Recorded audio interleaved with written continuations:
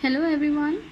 So today we will do some previous year numericals, and the first is an electric dipole of length 4 cm when placed with its axis making an angle of 60 degree with uniform electric field experiences a torque of 4√3 Newton meter. Calculate the potential energy of dipole if it has charge plus minus 8 nano coulomb. So C first numerical में हमें क्या given है, हमारे पास एक electric dipole है जिसकी dipole length क्या है 4 सेंटीमीटर. ठीक है, हमें एसआई सिस्टम में कन्वर्ट करना है, तो इस 4 सेंटीमीटर को हम कन्वर्ट करेंगे इन मीटर. ठीक है, रैदर इसकी कोई नीड नहीं होगी, जो मेथड में आपको बताऊंगी. एंड ये डाइपोल 60 डिग्री एंगल पर अलाइन है विद इलेक्ट्रिक फील्ड. ठीक है, एंड हमें पता है जब किसी डाइपोल को हम इलेक्ट्रिक फील्ड में रखते हैं तो वो टॉर्क एक्सपीरियंस करता है. तो स्टेटमेंट में हमें टॉर्क की वैल्यू गिवन है.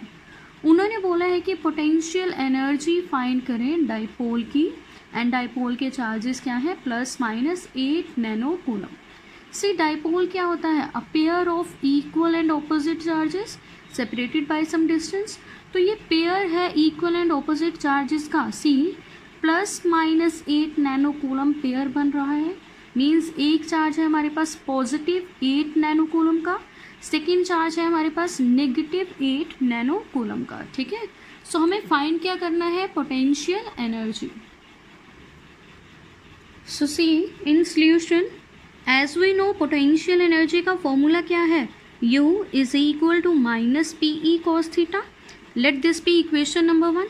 अब देखो इस फॉर्मूले में हमें क्या क्या गिवन है. थीटा गिवन है, स्टेटमेंट में कितना गिवन है 60 डिग्री. ठीक है, P हम कैलकुलेट कर सकते हैं कैसे, हमें Q की वैल्यू गिवन है क्वेश्चन में एंड डाइपोल की लेंथ गिवन है.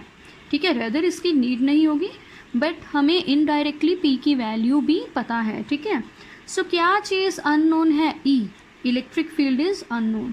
तो हम क्या करेंगे, इलेक्ट्रिक फील्ड को फाइंड करेंगे पहले एंड फिर इस इक्वेशन में पुट कर देंगे तो हमारे पास पोटेंशियल एनर्जी आ जाएगी. ठीक है, सो इलेक्ट्रिक फील्ड को फाइंड कैसे करना है, इसके लिए आपको स्टेटमेंट में देखना होगा कि क्या चीज़ एक्स्ट्रा गिवन है.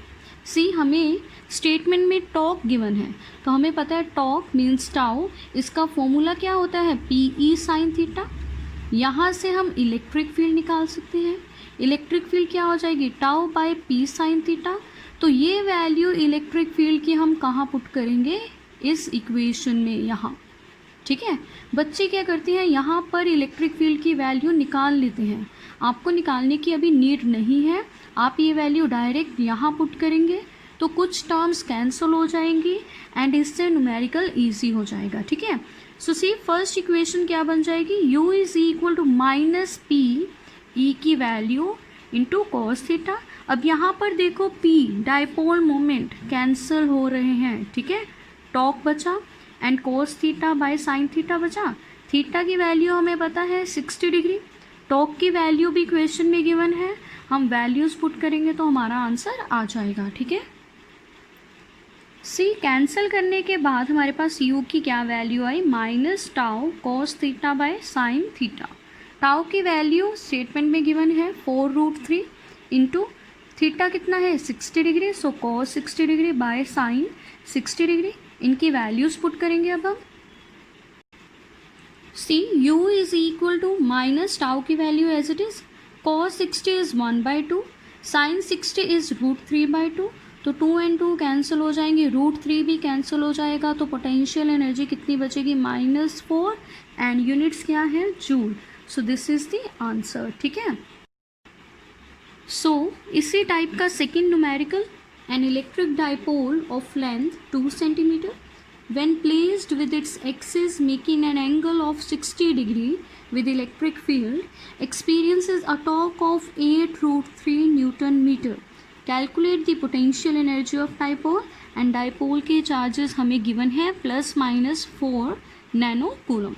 सो प्रीवियस न्यूमेरिकल में हमने क्या किया, इस फैक्टर को एंड डाइपोल की लेंथ को तो यूज़ ही नहीं किया. ठीक है, हमने सिर्फ क्या यूज़ किया, टॉर्क की वैल्यू को एंड एंगल को. ठीक है, तो वही सेम फॉर्मूला हम यहाँ पर अप्लाई करेंगे एंड वही सेम मेथड से इसे भी सॉल्व करेंगे. ठीक है, इसमें भी वही गिवन है, डाइपोल है जिसकी लेंथ इतनी है, जो इलेक्ट्रिक फील्ड में 60 डिग्री पर पड़ा हुआ है एंड जिसने इतनी टॉर्क एक्सपीरियंस की, तो हमें कैलकुलेट करनी है उसकी पोटेंशियल एनर्जी, ठीक है।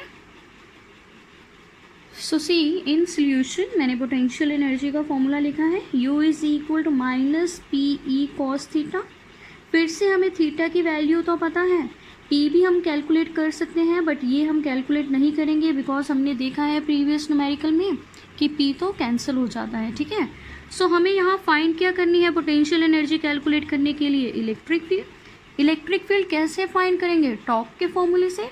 सो as we know tau is equal to P E sine theta, यहाँ से हम इलेक्ट्रिक फील्ड निकाल लेंगे which is equal to tau by P sine theta, okay.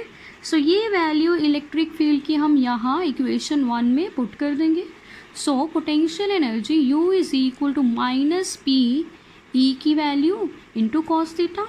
फिर से यहाँ पर P कैंसिल हो जाएंगे। सो पोटेंशियल एनर्जी की क्या वैल्यू आएगी, minus tau cos theta by sine theta. Theta इस न्यूमेरिकल में भी 60 डिग्री है एंड टाउ की वैल्यू इस न्यूमेरिकल में कितनी है, 8 into root 3 newton metre. So हम वैल्यूज पुट करेंगे, U is equal to minus tau की value into cos 60 degree by sine 60 degree, ठीक है। सो सी ये value as it is, cos 60 की वैल्यू 1/2, साइन 60 की वैल्यू रूट 3/2। सो 2 से 2 cancel, root 3 से रूट 3 कैंसिल, तो बचा क्या -8। सो सी पोटेंशियल एनर्जी की वैल्यू वही लिखी है मैंने, -8 जूल, ठीक है। सो यही है हमारा आंसर।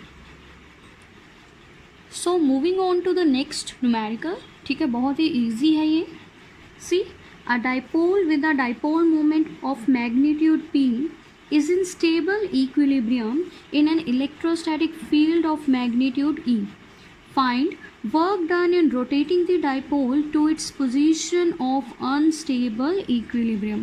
See इस स्टेटमेंट में हमें क्या गिवन है, हमारे पास डाइपोल है जिसका डाइपोल मोमेंट क्या है P, जो किस स्टेट में है, स्टेबल इक्विलिब्रियम में। कहाँ, electrostatic field means electric field में जिसका मैग्नीट्यूड कितना है E। हमें क्या करना है, इस डाइपोल को रोटेट करवाना है। किस पोजीशन तक रोटेट करवाना है, अनस्टेबल इक्विलिब्रियम तक, ठीक है कहाँ वो, स्टेबल इक्विलिब्रियम में। हमें क्या करना है, उसे रोटेट करवाना है अनस्टेबल इक्विलिब्रियम तक, ठीक है। सो रोटेट करने में कितना वर्क डन होगा हमें वो फाइंड करना है, ठीक है। सो सी सोल्यूशन में मैंने सबसे पहले तो थीटा की वैल्यूज़ लिखी हैं for stable equilibrium and unstable equilibrium, ठीक है, बिकॉज हमें रोटेट करवाना है डाइपोल को from stable to unstable equilibrium तक, ठीक है। सो थीटा 1 फॉर स्टेबल कितना होगा, 0 डिग्री, ये मैं आपको बता चुकी हूँ डेरिवेशन में। And for unstable equilibrium theta 2 की वैल्यू क्या होगी, 180 डिग्री। हमें कैलकुलेट क्या करना है, वर्क। सो वर्क किसके इक्वल होता है, एनर्जी के। तो एनर्जी का एक फॉर्मूला हमारे पास थीटा 1 एंड थीटा 2 की टर्म्स में है, वो क्या था, वर्क डन और energy is equal to P e cos theta 1 minus cos theta 2, ठीक है। ये एनर्जी का फॉर्मूला था और एनर्जी किसकी इक्वल होती है, वर्क के, तो इसीलिए मैंने इसे यहाँ वर्क लिख दिया है, ठीक है। डाइपोल मोमेंट हमें P ही गिवन है, इलेक्ट्रिक फील्ड हमें E ही गिवन है। हमें बस क्या करना है, थीटा 1 एंड थीटा 2 की वैल्यूज़ यहाँ पुट करनी है एंड P एंड E की टर्म्स में ही वर्क को कैलकुलेट करना है, ठीक है। So see next step, work is equal to P E as it is. Cos of theta 1 कितना है, 0 degree, minus cos of theta 2 कितना है, 180 डिग्री, ठीक है। सो सी मैंने यहाँ cos 0 एंड cos 180 डिग्री की वैल्यू लिख दी है। cos 0 is 1 and cos 180 degree is -1, ठीक है। सो ये वैल्यूज़ अब हम यहाँ पुट करेंगे। So see work is equal to P E as it is, cos 0 की वैल्यू 1 एंड cos 180 डिग्री कितना होता है, -1।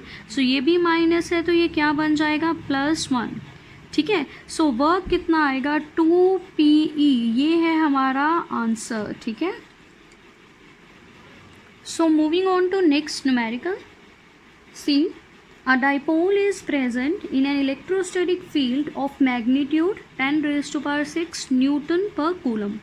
If work done in rotating it from its position of stable equilibrium to its position of unstable equilibrium is 2 into 10 raised to power minus 23 joule.